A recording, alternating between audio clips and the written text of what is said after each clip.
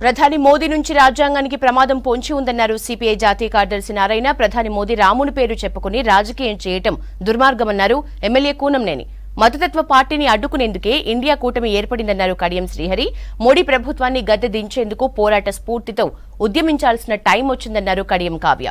వరంగల్లో నిర్వహించిన సిపిఐ ముఖ్య కార్యకర్తల సమావేశంలో నారాయణ, కూనంనేని, కడియం శ్రీహరి, కడియం కావ్య పాల్గొన్నారు.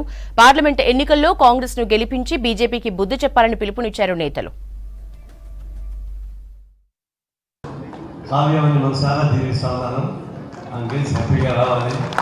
వాళ్ళ నాన్న మేమంతా కూడా పొలిటికల్ కొలీగ్స్. దానికి పార్టీ వేరు, నా పార్టీ వేరు అయినా కూడా బస్సులో కలిసి ఉండేవాడు. మా ఫ్రెండ్ కూతురు కావ్య అంటే మా అమ్మాయి రాయ గెలిపేసానికి కావాల్సింది చేస్తాను హామీ చేస్తా. ఈరోజు కమ్యూనిస్ట్ పార్టీ, కాంగ్రెస్ పార్టీ కలిసి పనిచేస్తా ఉంది జాతీయ స్థాయిలో. ఇక్కడ కాంగ్రెస్ పార్టీ అభ్యర్థిగా చేతివృత్తిగా కావ్యం వచ్చింది. సహజంగా మేము సపోర్ట్ చేస్తాం. రేపు ఎవరో ఎక్కువ మాకు సంబంధం లేదు.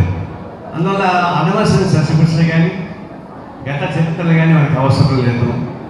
రాజ్యాంగాన్ని ప్రమాదం ప్రతిపక్ష పార్టీ నుంచి రాలే, ఉగ్రవాదం నుంచి రాలే, మన వరవరావుల నుంచి రాలే, వీడి నుంచి రాలేదు. వచ్చింది అన్నటువంటి ప్రమాదానికి సాక్షాత్తు మన ప్రధానమంత్రి మోడీ వల్లనే మన రాజ్యాంగానికి ప్రమాదం వచ్చి పడింది. ప్రెసిడెంట్ ఆఫ్ ఇండియాని మొత్తం అవమానం చేసి పారేశారు.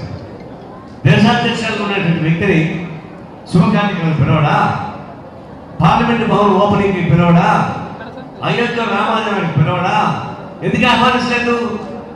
ఆమె వెధవ కాబట్టి. ఇంతటి ఘోరమైన ఆలోచించినటువంటి మోడీ మన దేశానికి ప్రజానికి పనికొస్తాడా? 10 సంవత్సరాలు పేరు ఉన్నటువంటి వ్యక్తి జగన్మోహన్ రెడ్డి ఆయన కాపాడుతా ఉన్నాడు అంటే వాళ్ళు జైల్లో పెట్టాడు, వీళ్ళు జైలు పెట్టలేకపోతున్నాడు అంటే జగన్మోహన్ మీరు సపోర్ట్ చేస్తారు కాబట్టి మేము ఆయన కాపాడుతా ఉన్నాడు. మొదటి దశ ఎన్నికల్లో 104 స్థానాల్లో ఎన్నికలు జరిగినాయి. 104 స్థానాల్లో మెజార్టీ ఇండియా కూటమి గెలుస్తుందని వార్తలు ఇచ్చినాయి. అందుకని ఇక్కడ ఇచ్చిపోయాడు.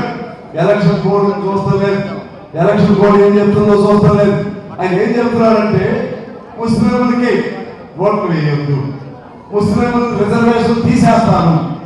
ఇంకా అంతకంటే ప్రమాదకరమైనటువంటి మన హిట్లర్ కంటే ప్రమాదకరమైనటువంటి భావజాలాన్ని వాడుతున్నాడు. ఆయన ఏమంటున్నాడంటే ఇండియా కూటమి గెలిస్తే, కాంగ్రెస్ నాయకత్వంలోని ఈ ఇండియా కూటమి గెలిస్తే ఆడవాళ్ళ మెడల్లో మంగళ సూత్రాలు కూడా తీసి ముస్లింలకు ఇస్తారని చెప్పేంత దిగజాడు ప్రధానమంత్రి ఈ దేశంలో ఇంతవరకు మనం చూడలేదు. ఆడవాళ్ళు మంగళ సూత్రాలు తీసి కాంగ్రెస్ పార్టీ గెలిస్తే ముస్లింలకు ఇస్తుందా? ఏమైనా నీకు నైతికత ఉందా? మహిళలను కూడా రాజకీయాల్లో తీసుకొస్తావు, పవిత్రంగా భావించుకునేటువంటి మంగళసూత్రాలను కూడా రాజకీయాల్లో తీసుకొస్తావు. ఈ అంత దుర్మార్గమైనటువంటి ప్రధాని మరి ఎక్కడైనా ఉన్నాడని నేను అడుగుతున్నా. విద్యార్థి దశలో భావపక్ష భావజాలంతో ఉన్న వ్యక్తిని, నేను కూడా కమ్యూనిస్టు భావజాలంతో పెరిగిన వ్యక్తిని.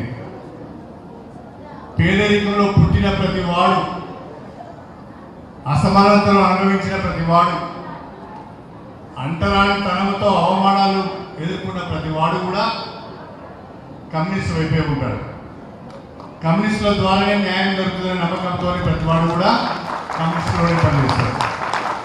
నా పేదరికం, నా సామాజిక నేపథ్యమే నేను విద్యార్థి దశలో ఉన్నప్పుడు నన్ను కమ్యూనిస్టుల వైపు నడిపించింది అని చెప్పి ఈ సందర్భంగా నేను మీ అందరికీ సరైన తెలియజేస్తాను. లౌకిక విలువలు అని సాహిత్యం అని ఒక చిన్న సభ ఏర్పాటు చేసుకున్నారు కవులు రచయితలు. ఎక్కడంటే మన కేవీ యూనివర్సిటీలో. అది చదువుతున్నంతసేపు కొద్దిసేపట్లను ఏబీపీ వాళ్ళు వచ్చి ఆ కవుల మీద, రచయితుల మీద దాడి చేయడం జరిగింది. అంటే మనకి మాట్లాడే స్వేచ్ఛ లేదా, మనం చెప్పాలనుకున్న విషయాన్ని మనం ఈ పార్టీకి ఓటేయండి అని చెప్పుకునే స్వేచ్ఛ లేదా? ఇదంతా కూడా మణిపూర్లో జరిగిన అల్లర్లైనా కూడా ఇదంతా ట్రైలర్ మాత్రమే.